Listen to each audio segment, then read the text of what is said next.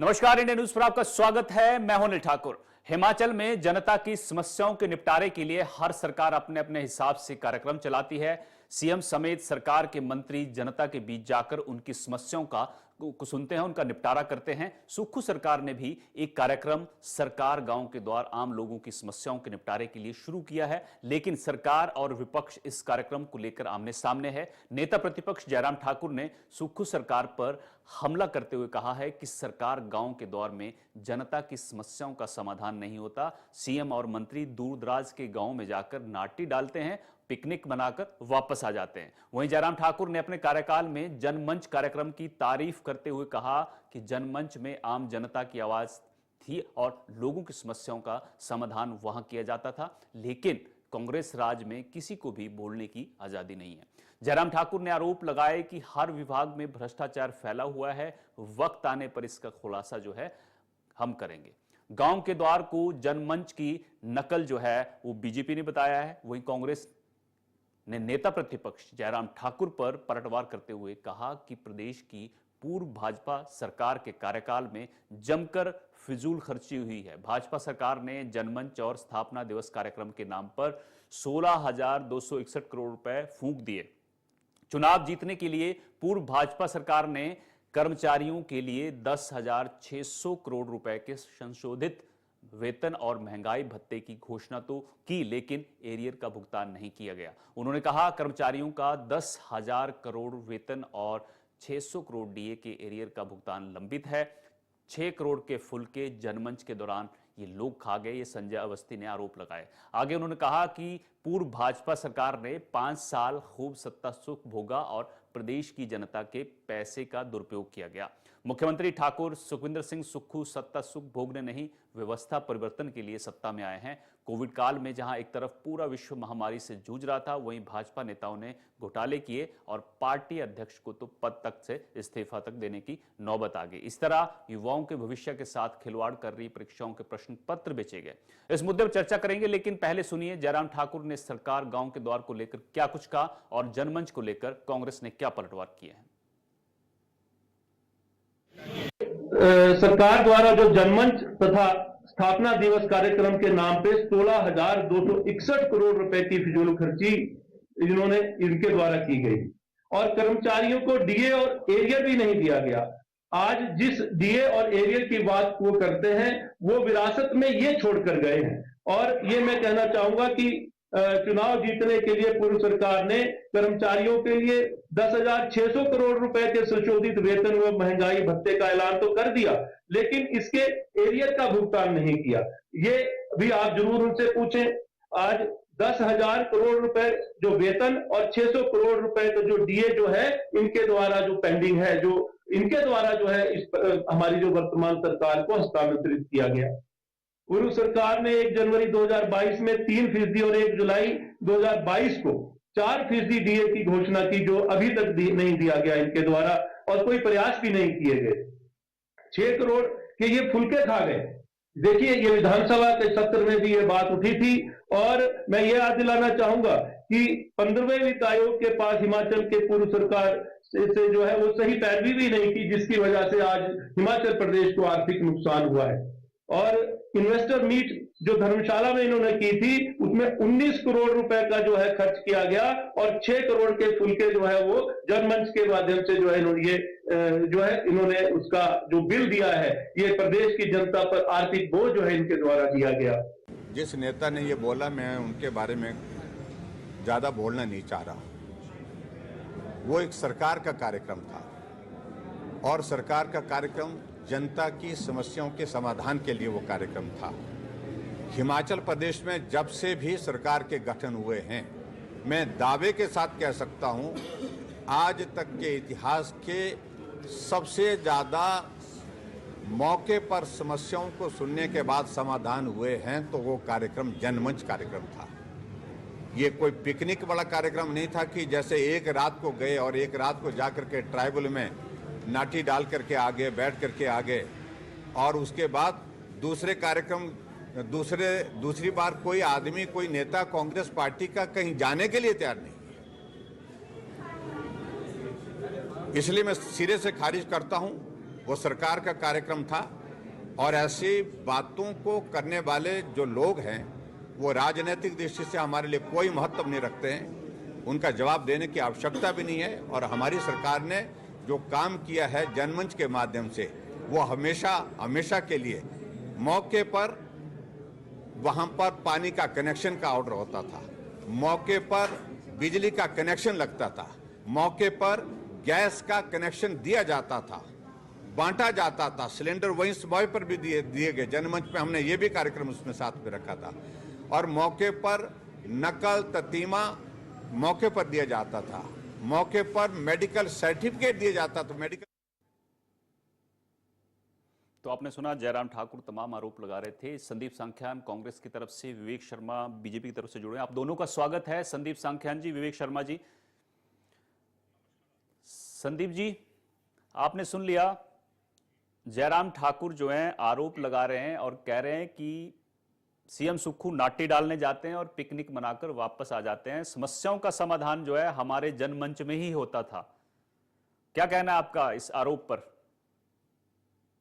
जी, मुझे हंसी आती है। जयराम ठाकुर जी जो नेता प्रतिपक्ष हैं, पूर्व में मुख्यमंत्री भी रहे हैं, जिस तरह की वो टिप्पणियां वर्तमान सरकार के ऊपर कर रहे हैं, तो कहीं ना कहीं उनका जो मुख्यमंत्री बनने का सपना था वो धूमिल किया है हिमाचल प्रदेश की जनता ने। तो मैं कहता हूँ कि नाटी की बात करें तो आप काउंट कर लीजिए कि पिछले 2 सालों में कितनी नाटियां जो हैं वो सुक्खू जी ने डाली हैं, और उससे पूर्व में पिछले 5 सालों की सरकार में जयराम जी ने कितनी नाटियां डाली हैं।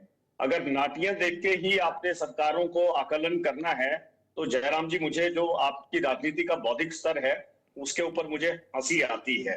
तो मुझे नहीं लगता कि कोई ये बुनियादी बात जो है, राजनीतिक तौर पे कोई बुनियादी बात जयराम ठाकुर जी कर रहे हैं। आपका जयराम ठाकुर जी का कद बड़ा ऊंचा है और उनको जो है एक बौद्धिक स्तर जो है उस तरह से राजनीति करनी चाहिए।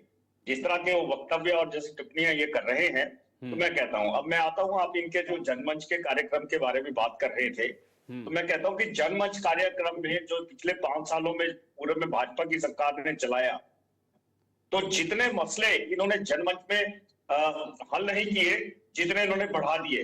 मैं माननीय मुख्यमंत्री ठाकुर सुखविंदर सिंह जी का एक फैसला बताता हूं, जिन्होंने 68,000 इंतकाल जो हैं वो लोगों के घर द्वार जाके पूरे किए हैं। जो अभी जो इन्होंने कार्यक्रम चलाया है सरकार गांव के द्वार, तो उस कार्यक्रम का अभी तो शुरुआत है। आगे देख लिए जयराम ठाकुर जी, आप बौखलाहट में पता नहीं किस तरह के और ज्यादा बयान दे सकते हैं। तो मुझे इस बात की कोई हैरानी नहीं होगी कि जयराम ठाकुर जी, क्योंकि पिछले जितने भी सालों में जितना भी भारतीय जनता पार्टी पिछले 22 महीने हिमाचल प्रदेश में कांग्रेस की सरकार रही है, और जिस तरह के इनके बयान रहे हैं और जिस तरह के इनके कृत्य रहे हैं, वो सबके सामने है कि फरवरी माह में क्या हुआ, इन्होंने कितनी बार हिमाचल प्रदेश की स्थिति को लेके केंद्र सरकार को लिखा, कहां वो ब्लैक एंड व्हाइट में है, कितनी इन्होंने हिमाचल प्रदेश के अंदर सकारात्मक भूमिका निभाई। ठीक है, जनमत जो है कांग्रेस को मिला था, कांग्रेस ने सरकार बनानी थी और बनाई भी, और उसको साबित भी किया। लेकिन इस तरह से कहीं ना कहीं इनकी जो मुख्यमंत्री बनने की उत्कंठा थी वो आज सबके सामने आ रही है। मैं समझता हूं कि ये ठीक है जयराम ठाकुर जी आपका कसूर नहीं है, लेकिन बात यह कि जो आपके अंतर्मन से जो चीजें निकलती हैं, जिस तरह का उद्घोष आप लोग करते हैं बार बार अपने वक्तव्यों में, तो मुझे विवेक जी जुड़े हुए हैं, सांख्यान साहब, विवेक जी जुड़े हुए हैं, बड़े शांत बैठे हुए हैं, शायद आपकी बातों को बड़े ध्यान से सुन रहे हैं। हाँ, जवाब ले लेंगे इनसे। विवेक जी देखिए, सांख्यान जी ने बड़े आरोप लगा दिए, लेकिन संजय अवस्थी जो सीपीएस थे, अब सीपीएस नहीं रहे, उन्होंने बड़ा आरोप लगा दिया कि 6 करोड़ के फुलके जो हैं वो भाजपाई खा गए जनमंच के दौरान। मैं भी बड़े दिनों से अपेक्षा कर रहा था कि इस विषय पे चर्चा हो, क्योंकि 256 जनमंच में 55,249 शिकायतें हमने प्राप्त की थी, जिसमें से 50,000 का निवारण हुआ। पहले तो मैं ये सांख्यान जी के ध्यान में डाल दूं, और मैं ये इनको बता दूं कि इस कार्यक्रम में अधिकतर कांग्रेस के पदाधिकारी आया करते थे, क्योंकि उनके पास सरकार के पास जाने का कोई साधन नहीं था। और इस कार्यक्रम में अनेक वीडियोस आप निकाल के देख लीजिए, कांग्रेस के पदाधिकारी, कांग्रेस के प्रधान, इनके बीडीसी, इनके जिला परिषद सदस्य और जिला अध्यक्ष तक उन कार्यक्रमों में आकर बैठते थे, और ये 6 करोड़ के फुलके उन्होंने ही खाए हैं।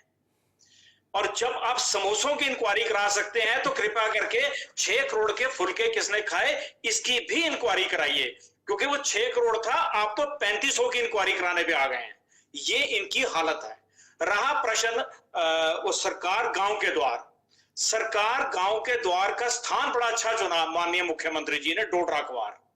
पिकनिक मनाओ, नाटी डालो, सिड्डू खाओ, होम स्टे का आनंद लो और वापस आओ। और जिस व्यक्ति को इन्होंने उसका संवाद करने का जिम्मेवारी सौंपी, मुझे बड़ी पीड़ा है उनके प्रति कि जब वो संवाद करने गए थे तो वो सीपीएस थे और जब तक ये डिबेट हो रही है वो पूर्व सीपीएस हो गए।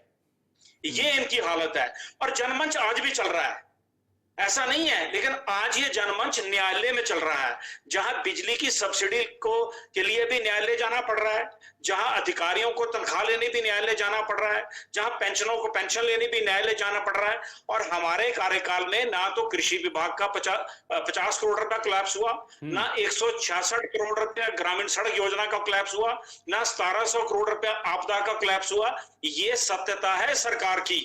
ये सरकार ऑक्सीजन पे चल रही थी और आज उच्चतम न्यायालय ने इनका ऑक्सीजन का भी सिलेंडर चेंज करने का आदेश कर दिया है और इनके सीपीएस 6 के 6 गिर गए। और संजय अवस्थी जी जो बहुत ज्यादा उछल कूद कर रहे थे अपनी कुर्सी बचाए रखने के लिए, आज उनकी कुर्सी भी सरक गई और वो पूर्व सीपीएस हो गए। संदीप सांख्यान जी कुछ जवाब देना चाह रहे हैं? जी संदीप जी, मैं ये बोल रहा हूं कि जो सीपीएस की बात कर रहे हैं, ये माननीय उच्च न्यायालय का फैसला है। अभी का ये फैसला है, चंद मेरे ख्याल में आधे घंटे का फैसला है। मैंने अभी इसको पढ़ा नहीं, इसके बारे में सरकार ने क्या करना है क्या नहीं करना है। और इन्होंने तो माननीय उच्च न्यायालय ने तो ये भी कहा है कि ये जो सीपीएस का कानून है इसको ही रद्द किया जाए। तो मैं हल्का सा इसको देखा है, इसके बारे में अभी प्रतिक्रिया देना मेरे लिए संभव नहीं है। तो मैं समझता हूं कि इस तरह से अगर सीपीएस का मामला है, इसकी जो जजमेंट आई है उसको पढ़ना पड़ेगा, उसके बावजूद ही इस पे प्रतिक्रिया ठीक है विवेक जी, देने के मैं लाजमी समझता हूं। विवेक जी आप कुछ कहना चाह रहे हैं? मैं ये कह रहा हूं कि जिस तरह से विवेक भाई साहब ये कह रहे हैं कि जनमंच के कार्यक्रम में कांग्रेस के पदाधिकारी आते थे और उनके काम होते थे। मैंने उनको आंकड़ा दिया, इन्होंने कहा कि 58,000 जो थी वहां पे शिकायतें हुई, जिसका 50,000 का निपटारा हुआ।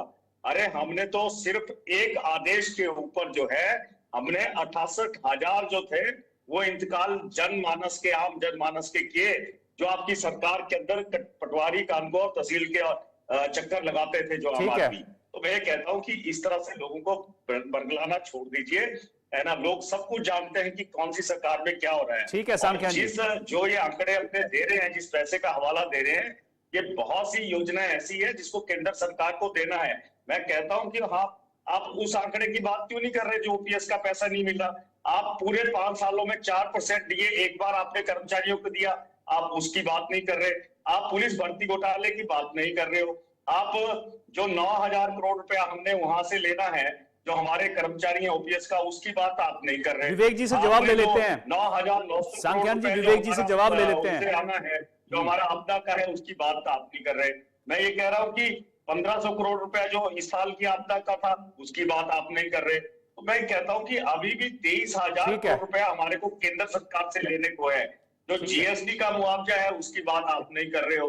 तो मैं ये समझता हूं कि जिस तरह से राजनीति समोसों पे, और मैं तो कहता हूं, मैंने तो पहले कह दिया कि जिस तरह की टिप्पणी जो है जयराम ठाकुर जी ने करी है समोसों से लेके, आप वो लोग हैं कि अभी चाय के कप से राजनीति शुरू करके आज समोसों पे अटक गए हैं। ठीक है, है, मैं कहता हूं ये कोई राजनीति की दूरदर्शिता नहीं है। ठीक है, ये कोई राजनीति का तरीका नहीं है। सांख्यान जी ठीक है, बात करनी है तो मेरे को तो लगता है कि भारतीय जनता पार्टी बिना किसी विचार के, किसी विचारधारा के, किसी मुद्दे के, और कोई इनके पास कोई, मेरे को लगता है कोई टॉपिक। विवेक जी जवाब दे दीजिए आप, विवेक जी जवाब दे दीजिए।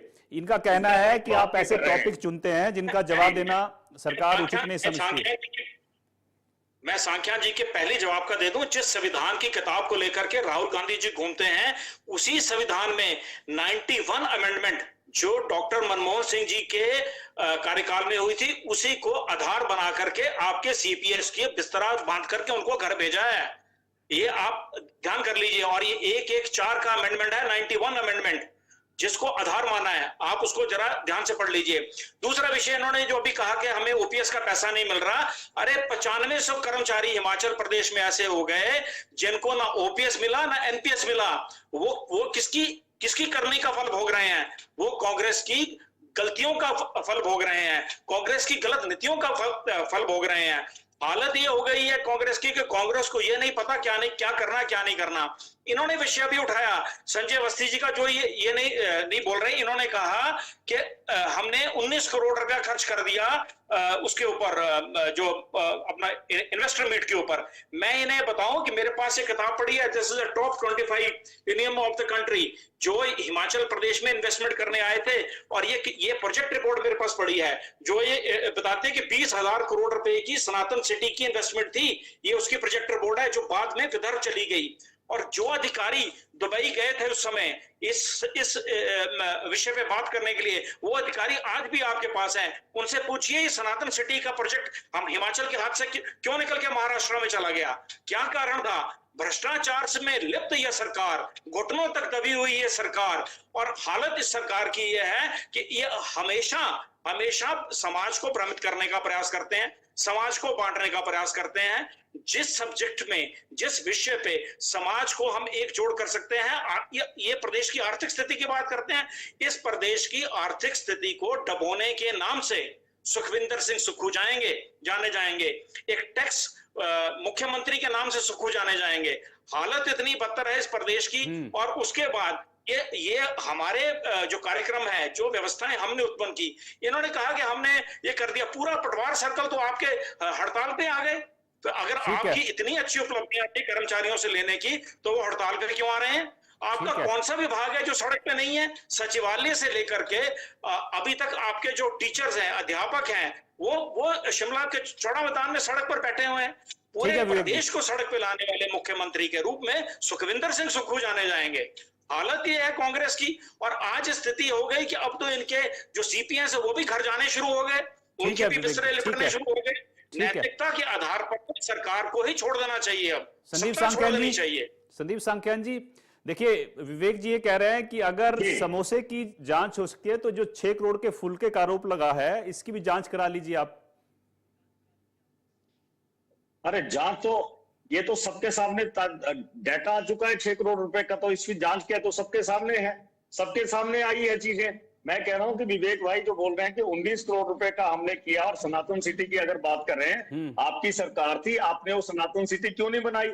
आपने सिर्फ investor meet, pump and show एक किया है धर्मशाला के अंदर इन्वेस्टर मीट के नाम पे, और इससे ज्यादा कुछ नहीं है। आप बता दीजिए कि वहां पे अगर 6 करोड़ रुपए के फूल के और 19 करोड़ टोटल इन्वेस्टमेंट अगर आपने वहां पे की है, तो हिमाचल प्रदेश में कितनी इन्वेस्टमेंट आई और इन्वेस्टमेंट से कितनी बेरोजगारी आपने मिटाई? विवेक जी बता दीजिए, सरकार है जिसने हमें 5 गारंटियां इन्वेस्टमेंट आया कि नहीं आया, निवेश आया हिमाचल में कि नहीं आया? सांख्यान जी पूछ रहे हैं। मैं ये कहता हूँ, सुन लीजिए आप मेरी बात, मैं ये कह रहा हूं कि अगर ये भ्रष्ट सरकार और भ्रष्ट अधिकारियों की बात कर रहे हैं, ये अधिकारी ये वही अधिकारी हैं जो इनकी सरकार में भी हैं। मैं ये कहता हूं जो भ्रष्टाचार की परिभाषा आती है, तो क्या जो ऑपरेशन लोटस हुआ था, क्या वो भ्रष्टाचार की जवाब ले लेते हैं, वक्त की कमी है, जवाब ले लेते हैं, छोटा सा जवाब। हालत तो हिमाचल प्रदेश के अंदर ठीक है संदीप जी। एक तरफ तो ये कह रहे हैं कि वहां पे ये जो कांग्रेस के लोग और कांग्रेस के पदाधिकारी जनमंच पे जाते थे, मैं ये कहता हूं कि आपके जो 9 विधानसभा क्षेत्रों में जो भारतीय जनता पार्टी के अंदर फूट पड़ी है, जो एलिगेशन आपकी सरकार में कोरोना समय के अंदर आपके प्रदेश अध्यक्ष के ऊपर लगे हैं, सांख्यान जी ठीक है, भी तो कभी वक्तव्य, सांख्यान जी जवाब ले लेते हैं, उनके बारे में भी तो कोई चीजें कर दीजिए। विवेक जी छोटा सा जवाब दीजिएगा। बात है, आप कह रहे हैं कि 9500 एम्प्लॉय जो है आपका रिटायर हो चुका है और आज उनको पीएस का पैसा नहीं मिल रहा है। ये आप अपना इस डाटा को ठीक है संदीप जी वक्त की कमी है, माफी चाहूंगा आपके सवाल का जवाब ले लेता हूं विवेक जी से, माफी चाहूंगा। Sandeep ji hold, Sandeep ji hold. मैं समझता हूं इस चीज को, ठीक है, लोगों के किसी भी सरकार के अंदर जो है। संदीप जी होल्ड, संदीप जी रुक जाइए, थोड़ा वक्त की कमी है। विवेक जी जवाब दे दीजिए, संदीप जी पूछ रहे हैं आपसे जो सवाल, और छोटा सा जवाब दीजिएगा। इन्होंने जो हमारे अध्यक्ष के ऊपर जो छिटाकशी की है, ये वही डीजीपी हैं जो स्वयं विवादों में हैं, जिनके ऊपर स्वयं एफआईआर की है, और वो फाइलें आज भी इन्हीं के कार्यालय में पड़ी हैं। हिम्मत है, दम है सरकार में तो इन्वेस्टिगेशन दोबारा खुलवा के दिखाए। मैं इनको मैं चैलेंज करता हूं इस बात के लिए, मैं चैलेंज करता हूं कि अगर आपकी सरकार पाक साफ है तो इन्वेस्टिगेशन दोबारा करवा लीजिए। किसने रोका है आपको? आप चैनल्स पे आकर के छिटाकशी करते हैं, ये अत्यंत दुर्भाग्यपूर्ण है। विवेक जी, क्या आपने ऑपरेशन लोटस नहीं किया? मैं आपकी बात को क्या वो भ्रष्टाचार के दायरे में नहीं आता? क्या वो अनडेमोक्रेटिक नहीं है? नहीं, आप मेरी बात को सुनिए, आप मेरी बात को सुनिए, आप मेरी बात को सुनिए, आपको सुनिए मेरी बात को सुनिए। आप मुझे ये बताइए, आप अपना वक्तव्य खत्म कर देंगे और ये इंडिया टीवी वाले मेरे को समय नहीं देते क्योंकि ये ऑलरेडी प्रो बीजेपी है, मैं बता रहा हूँ आपको। देखिए संदीप सांख्यान जी, आप जो मर्जी बोल लीजिए, कांग्रेस जो मर्जी बोलिए, हमें कोई फर्क नहीं पड़ता, ठीक है।